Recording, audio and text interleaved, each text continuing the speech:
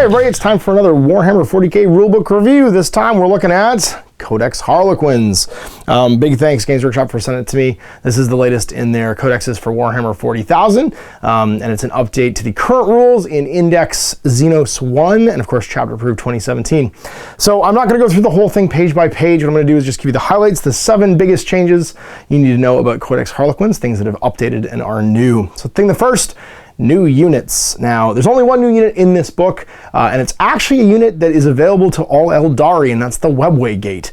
It is a toughness 8, 3+ save, 14 wound monstrosity. It comes in 2 pieces and allows you to hold any number of units in reserve to have them exit later on during the Webway Gate. It can be deployed outside your deployment zone, so basically in your board half, 12 inches away from the enemy deployment zone, 12 inches away from any other enemy pieces of fortification, and I think 3 inches away from any other piece of terrain. So what it is the Eldar planting one of their ancient Webway gates or having an ancient Eldar gate accessible during the battle on the battlefield, and units can exit it coming within 3 inches of the portal and staying 9 inches away from the enemy on either side during your turn. Now if the gate's destroyed, however, you lose all the units in reserve that get stuck in the Webway and they can't come out. So it does have kind of an Achilles heel, but it's a cool way to keep units off the battlefield and have them arrive later on if you want. Now, there is a bit of debate on how to include it in your army. It does not have the Harlequin or Craft Horde keywords. It does have the Eldari keyword. So it can't necessarily, if you're using the new rules from Chapter Approved, be included in or the beta rules, be included in a detachment because Eldari can't be the word that ties everything together. So you're probably gonna have to spend a CP or take a fortification network of 3 of them. But 2 of them for Fortification Network. 2 of them are 240 points, or 120 points each, which means including them in your army is a significant chunk in a 2,000 point game. It's over 10% of your army list in 2 immobile things. It does have a 5+ invul though and 14 wounds, meaning it's pretty hard to take down in 1 or 2 rounds of combat. The biggest problem, of course, is that because it's a piece of building, you probably are going to be able to just stand an enemy unit on top of it during your move, and guys just can't come out because they can't place within 3 and stay outside an enemy if you're just standing on top of it, and it can't fight back. So it's an interesting unit. It's just a cool piece of terrain, if nothing else, and that is the biggest thing added on. That, of course, also affects Drukhari, Eldari, and Ynnari players. So, next up, new point values. There are a few point value changes. The most significant one is to the Death Jester. He's changed points twice now, once in Chapter Approved, and once again in this Codex, down to 45 points, starting off at 75 points in Index Xenos. It's a significant change for him, mostly because he becomes way more affordable and can sit in one of your transports, shooting his gun out of it all day long if he likes, and just sniping characters because he has the hunter rule that allows him to snipe characters all the time. The Shadow Weaver also went down by 9 points from 134 to 125. The Sky Weaver by 5 points down to 30 from 35, and the Solitaire down from 94 to 84. The Troop Master went down from 15, the regular Harlequin Troop went down from 15 to 13, but the Troop Master actually went up from 59 to 70. So there's actually a point increase in the book as well. Someone got slightly more expensive by 11 points. Some equipment changes, probably the most significant equipment change in the book. We'll talk about later on the rules changes. But the Haywire Cannon went down from 15 points to 14 points. And I'll tell you in a minute, but it's real good. Harlequin's Blades are now free. They're 0 points, don't cost you anything because they don't do anything, which is probably a good idea. Caresses are 9 to 7 points, and the Zephyr Glaive went from 11 to 6 points, almost a 50% point decrease, which is pretty significant. Next up, we have the different Warlord traits, not Warlord traits, the Army traits, which are the mask forms. This actually has a separate bunch of traits for each of the individual, not really chapters, they're the different masks of the Harlequins, the different dancing companies, and who you paint them as will give you different benefits, which is kind of neat. They're free, they just come from being battle forged in a Harlequin detachment, and you actually pick a mask keyword now, much like you'd pick a Space Marine chapter, to identify what Harlequin mask you come from. Your chosen mask will affect everyone in that detachment. There's the Midnight Sorrows. Units from this form can move an additional d6 when they fall back. In addition, units with this form can consolidate 6 inches. So that means you can effectively advance falling back, and because of the universal rule for all Harlequins, where they can charge even when they fall back in advance, that means you're just going wherever you want plus d6 basically all the time. You're very zippy and hard to pin down. There's the Veiled Path, who are Riddlesmiths. At the start of each fight phase, roll 2 dice and discard the highest result until the end of the phase. Each time your opponent targets a unit with this form and makes a hit roll that before modifiers exactly matches that dice roll, that hit fails. So you basically get a lucky number, and any hits against that unit that are that lucky number just go away. It's kind of a neat one. Could be very powerful, but also because you roll 2 dice and discard the highest result, it's probably the low end he's going to miss on, not the high end. And if you roll a 1 or a 2, well, he was probably missing on that number anyway, so it's not super relevant. But you want to roll a 3+ on both dice. Frozen Stars have Hysterical Fury. If a fight unit this form charges in the charge phase, get +1 attack characteristic until the end of the ensuing fight phase. So yeah, when you charge, which you're always going to be doing because you can fall back and charge whoever you want, unless you want to take Overwatch, you're going to have 5 attack Harlequins punching guys with Harlequins kisses. And then Soaring Spite, which is Serpent's Brood. Models of this form can fly or embarked upon transports that can fly. Treat all pistols as assault weapons during a turn in which they or their transport advanced. In addition, these models do not suffer the penalty for their hit rolls when shooting assault weapons during a turn in which they advanced. That one's really powerful when you think about the fact that you can put your guys in transports. All of their guns almost are assault now, but their pistols also count as assault. So an advancing transport just flying up next to something with guys with fusion pistols in it, all shooting fusion pistols at point blank range. Just little cruise missile transports full of fusion pistols, killing all of your tanks. And then as soon as you blow them up, dropping Harlequins in the middle of your army who they can like fall back and charge over stuff. That might be the winner right there. I'm pretty excited about Serpent's Brood. It seems like a real good one. And the no penalty for firing assault weapons when you advance either is huge, because almost everything you have is assault, and your pistols become assault too. Somber Sentinels. When a unit with this form fails a morale test, only one model from this unit must flee. In addition, each time a model with this form is slain or flees, roll a d6 before moving that model. On a 4+, they can shoot with a ranged weapon as if it were the shooting phase, or fight with a melee weapon as if it was the fight phase for single attack. That one's kind of neat too. Kind of like the Inari Life from Death thing. And then Silent Shroud, Dance of Nightmares Made Flush. Subtract 1 from the leadership characteristic of enemies while within 6 inches of this unit. In addition, whenever your opponent makes a morale test for units within 6 inches of any of the units in your army that's this form, they must roll 2 dice and discard the lowest. So you become spooky scary for your mask forms. Of course, you also get the Defenders of the Black Library trait for all of your Battleforged army units, where you get the boots on the ground rule. All of your troop units become scoring and count for objectives as if they were an unlimited number of models, unless the opponent also has a rule like that. Next up, new stratagems. You get 24 new ones. You have 2 that already existed. So the 2 previous ones that were already in the Codex are, of course, Prismatic Blur, which ups your invulnerable save if you charge for a guy for 1 CP, and Webway Assault, which is basically your teleport thing where you can put guys in the teleportarium, put up to 2 units in there. But you get some new ones. So for 2 CPs, you can have the Great Harlequin. This is a nomination, kind of like Chapter Master for the Space Marines. Use stratagem before the battle, select a Troop Master, and they get the Great Harlequin keyword and the Will of the Laughing God. In the fight phase, you roll hit rolls of 1 for friendly mask units that are within 6 inches of this model. And you can only use it once per battle. So you can make basically a guy who gives you rerolls to 1. With most of your units hitting on 3s and 2s, that's pretty awesome. Enigmas of the Black Library, it's your extra Relics one for 1 or 3 CPs. Hero's Path, use this stratagem if you have a Death Jester, Solitaire, and Shadow Seer within 6 inches of each other. They can just remove from the battlefield and teleport somewhere else. That's pretty neat for 2 CPs. Usual teleport rules more than 9 from the enemy. Seagrath's Jest, use this stratagem when an enemy unit falls back. You can shoot at them, but only the unit that was 1 inch of that enemy unit can make the shots as you run away. The 100 Swords of Vol, use stratagem at the start of the first battle round. Before the first turn begins, select 1 Harlequin unit from your army, remove this unit from the battlefield, or redeploy it anywhere in your deployment zone. If you select a transport, the guys inside go as well. You can only use this stratagem once per battle. Torments of the Fiery Pit for 1 CP. Use a stratagem in the fight phase before attacking with a Harlequin character from your army that has lost any wounds until the end of the phase. Increase your strength characteristic and attacks characteristic by 2. They get mad when they get hurt, and they get better and fightier until the end of the phase. Vessel of Fate for 1 CP. Use a stratagem in your psych phase. A Shadow Seer from your army can attempt to cast an additional power, so 3 powers. And it's worth noting that you can cast 2 and no 2 now for them. That'll come up later on. War Dancers, use stratagem at the end of your fight phase. Select a Harlequins unit from your army that's already fought this phase. They can power and fight again. Fire and Fade, use stratagem after a Harlequin unit from your army shoots in the shooting phase. This unit can move 7 inches if it were the movement phase, but it cannot advance. However, it cannot charge in the same turn. So you can like pop out, shoot something, and pop away.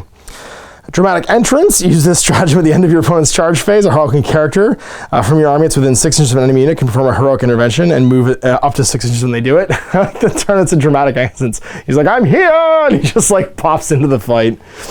Warrior Acrobatics for 1 CP. Use a stratagem in the movement phase when a Harlequin infantry unit from your army advances. Add 6 inches to the unit's move characteristic for that movement phase instead of rolling a die. Shrieking Doom. Use a stratagem before a Death Jester from your army shoots a Shrieker Cannon or a Curtain Fall. Use the weapon's Shrieker profile, increase the weapon's strength characteristic by 1, and its damage characteristic to D3 until the end of the phase. Really good for killing characters. Ish's Weeping for 1 CP. Use a stratagem at the end of any phase. Select a Harlequin unit from your army that suffered casualties during that phase. Improve their invulnerable save to by 1 to a maximum of 3+ until the end of the turn. It's pretty great. Mirthless Hatred. Use a stratagem when a Harlequin unit from your army is chosen to fight. Reroll failed hit rolls and failed wound rolls for attacks for this unit that targets Slaaneshi units for the phase.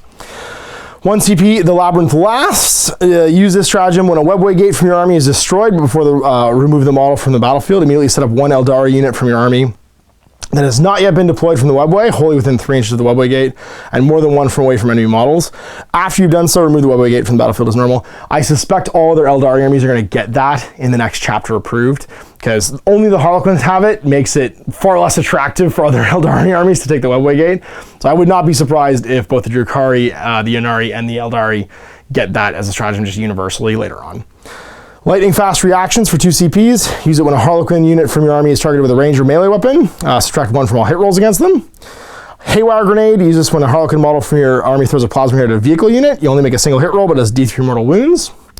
No Price is Too Steep for 2 CPs. Use a stratagem when a Midnight Sorrow character from your army. Now we're getting into the specific mask ones. Before removing, is slain. Before removing the model as a casualty, it can fight as if it were the fight phase. If that character was a solitaire or was slain by a chaos unit, add 1 to its strength and attacks before resolving the fight. So if you charge into a bunch of chaos units with your Death Jester or your solitaire and he dies, you can have him fight again and he gets mad. Capricious Reflections, 1 CP. Use a stratagem at the end of your opponent's charge phase. Select a Veiled Path unit from your army. You can immediately perform a heroic intervention as if it were a character. That's pretty cool for 1 CP. Malicious Frenzy for the Frozen Stars. Use this stratagem before a Frozen Stars unit from your army fights in the fight phase. Until the end phase, add 1 to wound rolls if they're attacking infantry, beasts, or biker units. An example made, Dreaming Shadow Stratagems. Use this stratagem in your shooting phase. Select a Dreaming Shadow character in your army until the end of that phase. Each successful hit roll made by this model causes 2 hits. Wow. Hit rolls of 6+ cause 3 hits instead. That's bananas. An example made. They just make an example out of you. That's 1 CP. Sky Stride for 1 CP. This is Soaring Spite. This is my favorite mask, by the way.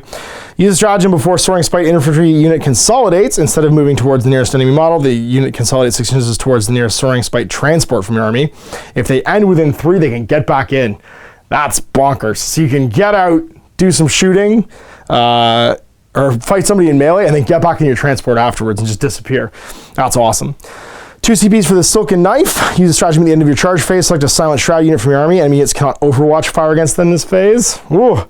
And then Webway Ambush. Use a stratagem at the end of your movement phase. Choose a Webway Gate from your army. Either 2 units in a Webway spar can emerge from the Webway Gate this turn, or 1 unit can emerge from that Webway Gate this turn and can be set up wholly within 3 and no more than 1 from enemy models. So they can surprise out and they can just not be 1 inch away, which is pretty great too. And that's it. Those are all 24 new stratagems that you can use in your army. Now there are 3 new psychic powers. 3 were available previously: Twilight Pathways, Fog of Dreams, and Mirror of Minds in the chapter approved, and of course the index. There is 3 new ones. Veil of Tears has a warp charge value of 7. If manifested, select a friendly Harlequins infantry unit within 18 inches of the psyker until the start of your next psychic phase. Subtract 1 from hit rolls made against that unit. Shards of Light. This is a warp charge of 7. If manifested, select an enemy model within 18 of the psyker and visible to them. This unit suffers D3 mortal wounds and must subtract 1 from its leadership characteristic until the start of the next psychic phase. And Webway Dance. Webway Dance has a warp charge of 7. If manifested, then until the start of the next psychic phase, roll a d6 whenever a friendly Harlequin unit within 6 of the psyker loses a wound. On a 6+, it's not lost. You get a super save, basically. And those are the new ones. Now, of course, I did mention earlier, you get to select 2+ smite now for your Shadow Seers. So you can potentially, if you have 3 Shadow Seers, you can have all of these, all 6 of these powers if you want, learned by your guys. And you can see that in the battle report, which was posted today as well. Then there's new Warlord traits. There's 5 new. And of course, the one that was around before is Luck of the Laughing God. There's Fractal Storm. Your Warlord has a 3+ invulnerable save against melee weapons. Whoa. Foot in the future, add 2 inches to your Warlord's move characteristic. In addition, add 1 to the distance your Warlord can move each time it advances, falls back, charges, or performs a heroic intervention, piles in, or consolidates. He's super fast. Player of the Light, reroll failed charge rolls for your Warlord. Any friendly mask units, whether within 6 of them, or 6 inches of them. Player of the Dark, each fight phase make a roll, so each wound roll of 6+ made by your Warlord's attack in the fight phase inflicts a mortal wound in addition to the normal damage. That's bananas with the number of attacks you might have. It's why the Solitaire can't be your Warlord. And then Player of the Twilight, once per battle you can reroll a hit, wound, or save roll by your Warlord. This is the same one actually the Deathwatch have.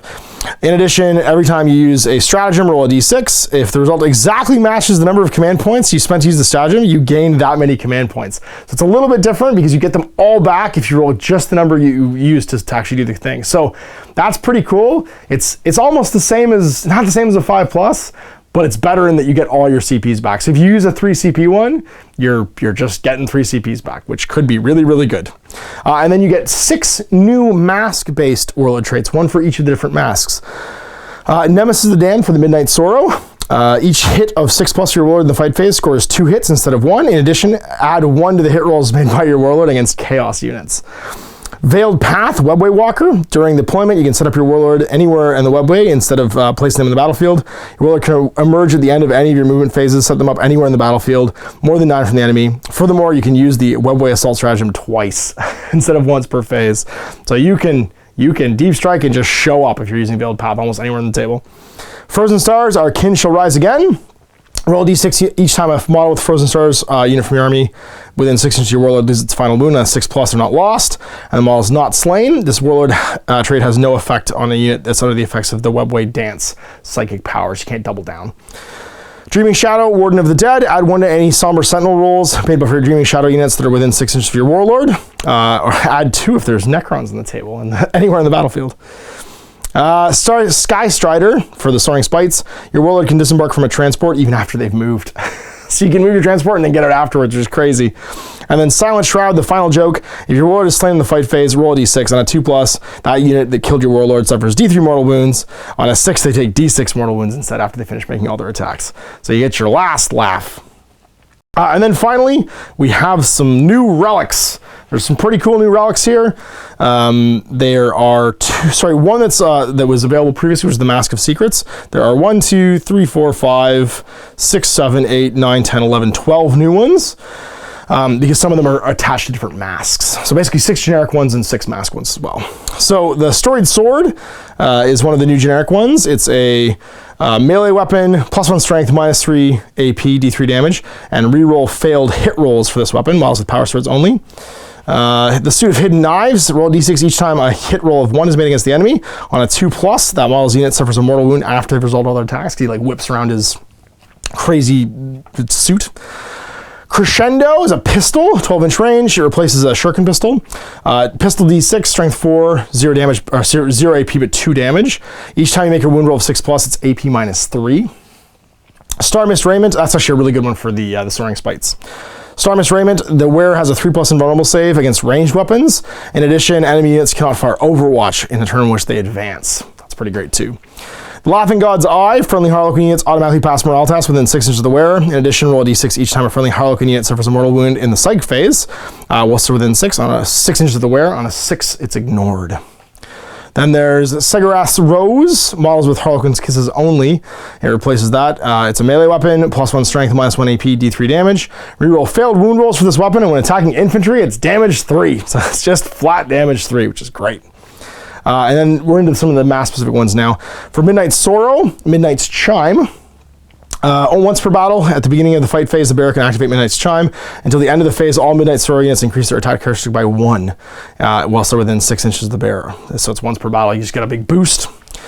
The Mirror Stave for Veiled Path, it replaces their Mist Stave, and it has a shooting attack that's Assault D6, Strength Dash, -1 AP, and 1 damage. The wound roll required for this weapon in the shooting phase is equal to the target's unmodified ballistic skill. So you never have to, so it's always 2+, because he's got a 2+ thing, so it always wins on 2s basically. AP -1, 1 damage. And in melee, still always wins on 2+, AP -1, D3 damage. The wound roll required is in the fight phase equal to the target's unmodified weapon skill. Sorry, in the shooting phase. Yeah, in the shooting phase, it's against the ballistic skill. In the melee phase, it's the target's unmodified weapon skill. The unit contains models of different ballistic skills or weapon skills. Use the best characteristic. So, yeah. And if it's a dash, then it's 6+. So, sorry, it's not your ballistic skill and weapon skill, it's the target that you're using it against. So the better the person, the better it wounds them. There's the Ghoul Mask for the Frozen Scars. The wearer of the Ghoul Mask attempt to deny 1 psychic power in each enemy psychic phase, and the same manner as a Psyker. In addition, they add 1 to the Deny the Witch tests. So they get a magic mask that makes them into anti-Psykers. Curtain Fall, Dreaming Shadow, Death Jester only. Curtain Fall replaces their Shrieker Cannon. It is Shrieker mode, range 30, assault 1, strength 7, -3, 1 damage. Or the Curtain Fall, 30-inch range, assault 3, strength 7, -2, 1 damage. When attacking with this weapon, choose one of the following profiles. Each time you make a wound roll of 6+, it's AP -4. Each time an infantry model is slain by an attack with this, the unit suffers D3 mortal wounds. So if you use the, I'll start with the Shrieker profile, which is the basic one-shot one.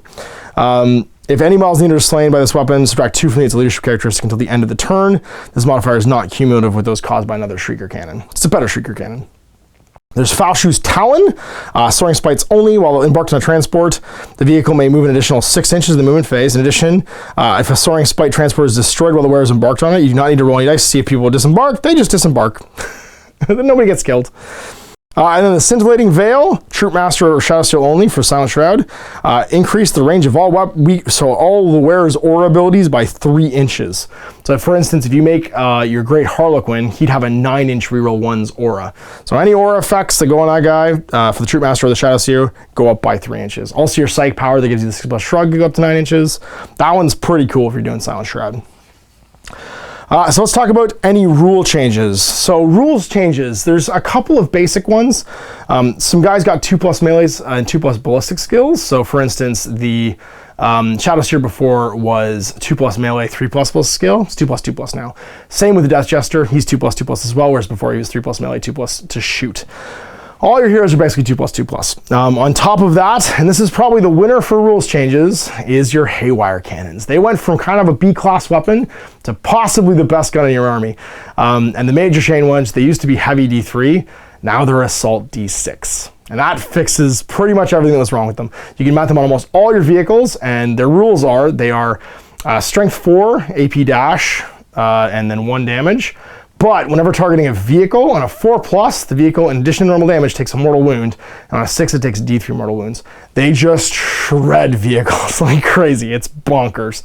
And they can go on almost all of your vehicles. So in addition to being able to take soaring, the soaring mass trait and be able to run up with your Inferno pistols, all of your Haywire Cannons that can now advance and shoot with no penalties because they're assault will just obliterate vehicles because they just throw out mortal wounds like crazy.